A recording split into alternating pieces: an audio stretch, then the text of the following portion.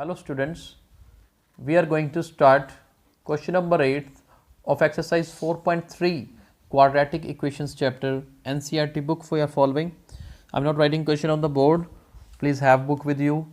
I am going to read the statement. A train travels 360 km at a uniform speed. If the speed had been 5 km per hour more, it would have taken 1 hour less for the same journey. Find the speed of the train. तो total distance कितना travel किया 360 kilometre और train की speed हमें निकालनी है. तो पहले तो हम क्वेश्चन को स्टार्ट कैसे करेंगे. मैं लिख रहा हूँ डिस्टेंस ट्रेवल्ड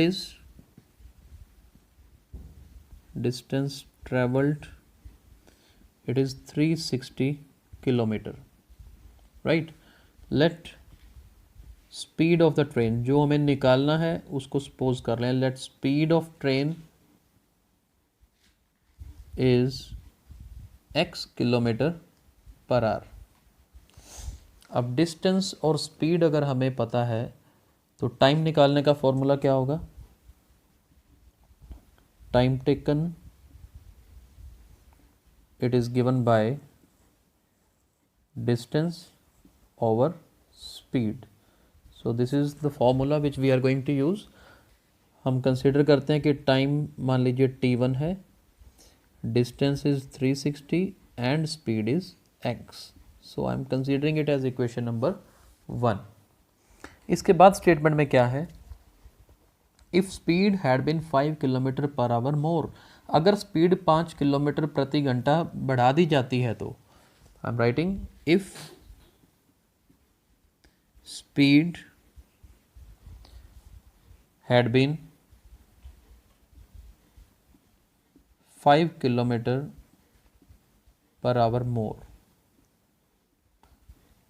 क्या मतलब इसका कि अब स्पीड अगर कितनी है x की बजाय x प्लस 5 है. डिस्टेंस सेम ही है 360 किलोमीटर.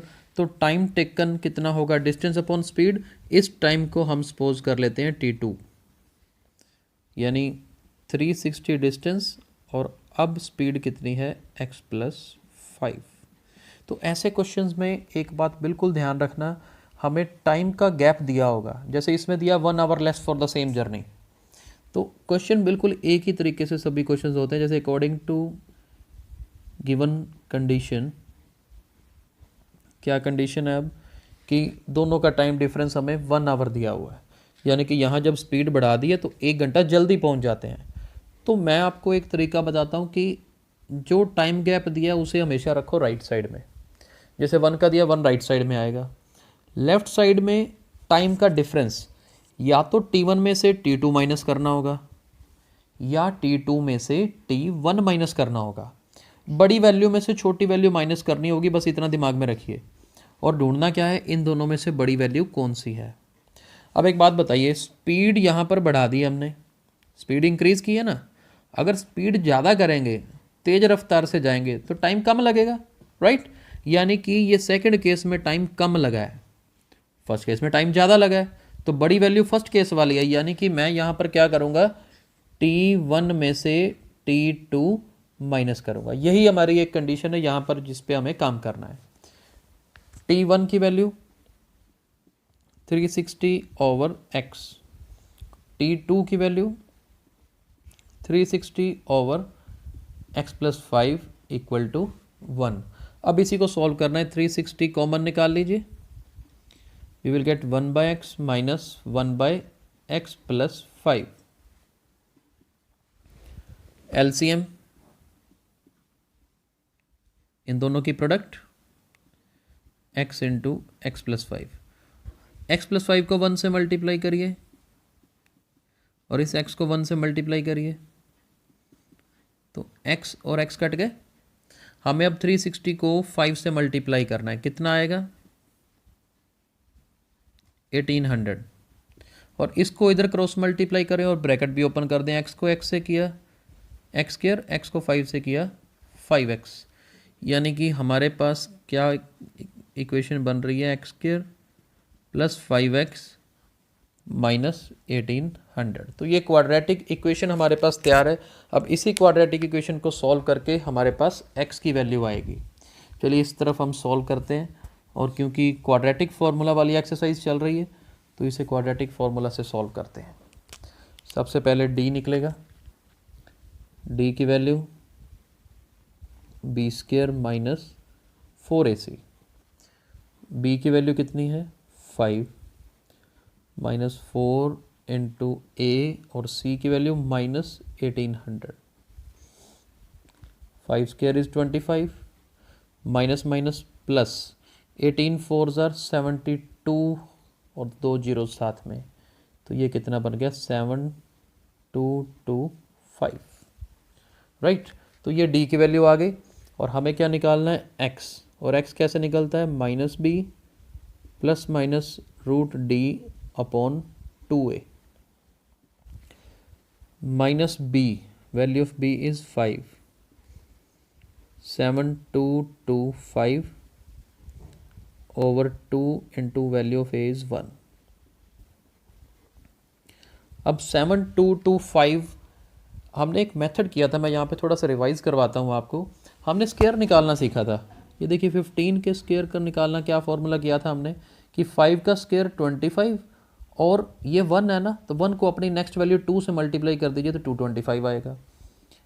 35 का स्क्वायर अगर निकालना हो तो 5 का स्क्वायर 25, और 3 की नेक्स्ट वैल्यू 4 होती है, 3 4 ज़ार 12, तो ये होता है।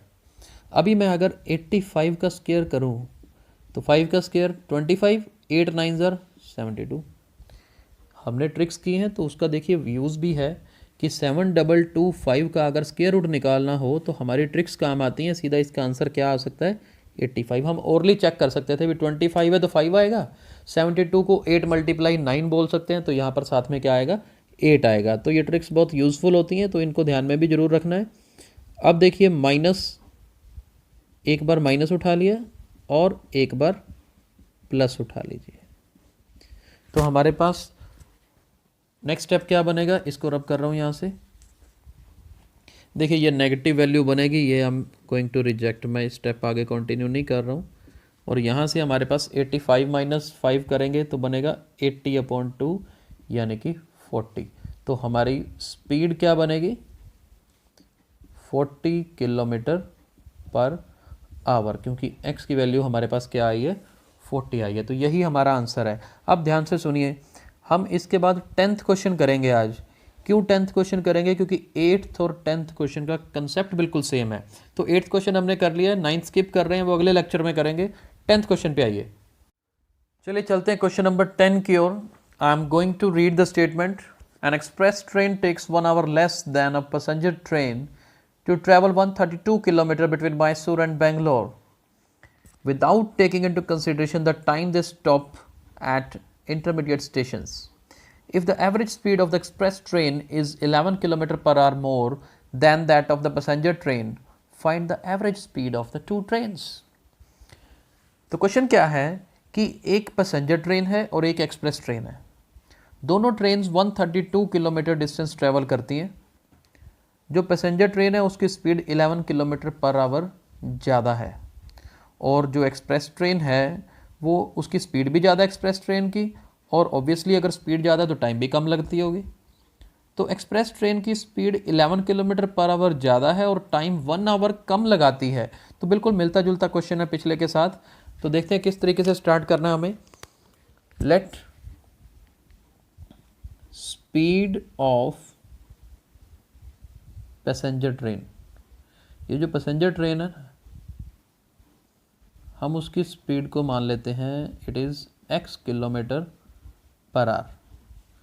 अब डिस्टेंस कितना ट्रैवल करना है पैसेंजर ट्रेन से, डिस्टेंस ट्रैवल करना है 132 kilometre.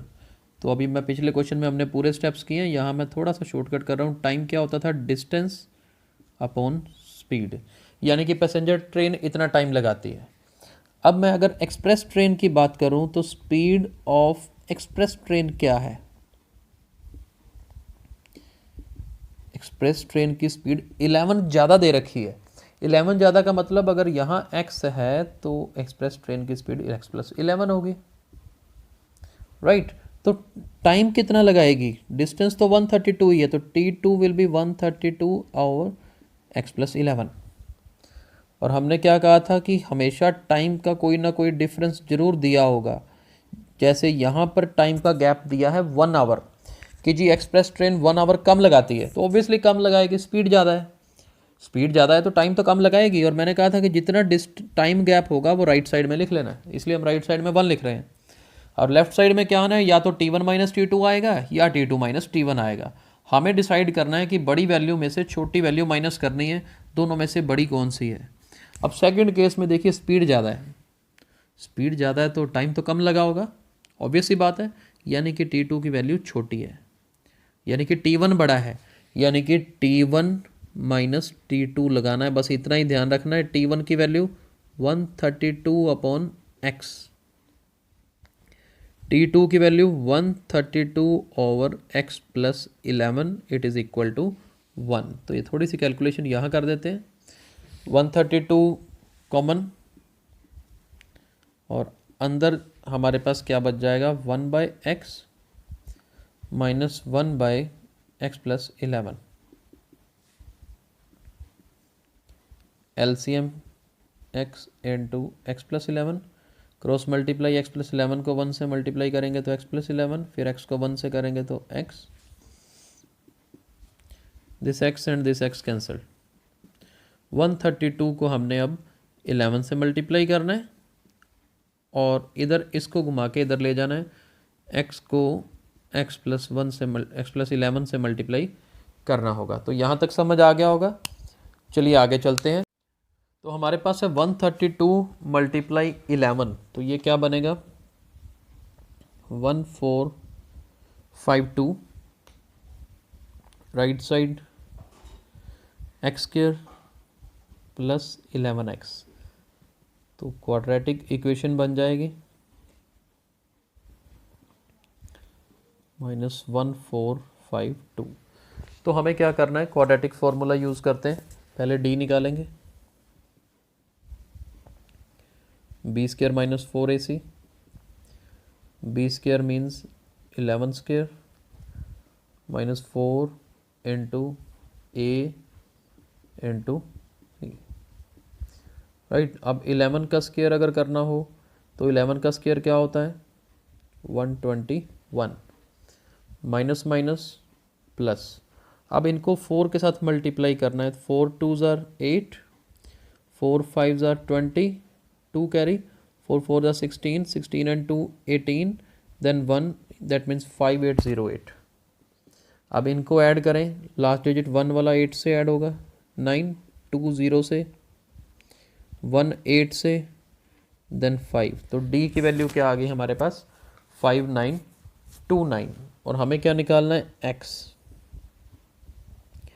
Minus b plus minus root d upon 2a minus b कितना है हमारे पास, b इज़ 11, d की वैल्यू 5929 अपॉन 2 टाइम्स a की वैल्यू कितनी है, 1।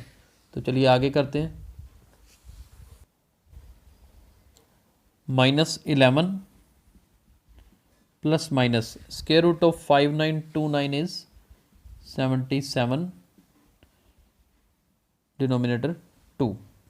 अब ये x हमारी स्पीड निकल रही है, तो जैसे पहले हमने नेगेटिव वैल्यू रिजेक्ट की थी वैसे रिजेक्ट कर देंगे, -11 माइनस 77/2, इसका आंसर नेगेटिव आएगा, I am going to reject it.